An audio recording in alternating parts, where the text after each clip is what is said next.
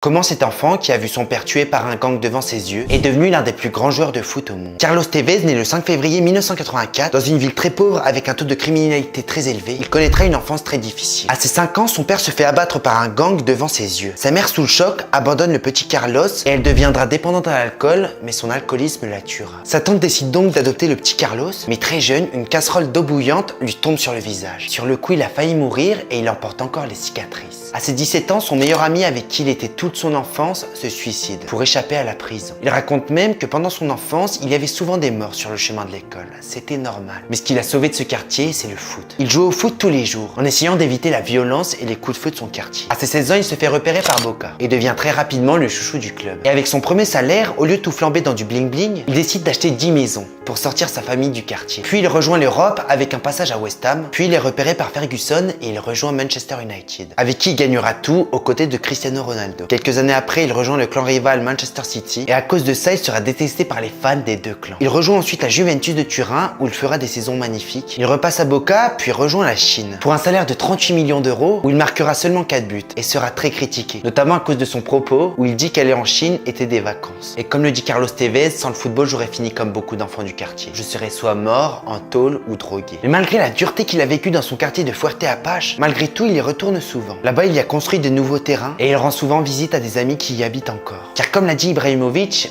on peut sortir un homme de son quartier, mais on ne peut pas sortir le quartier d'un homme.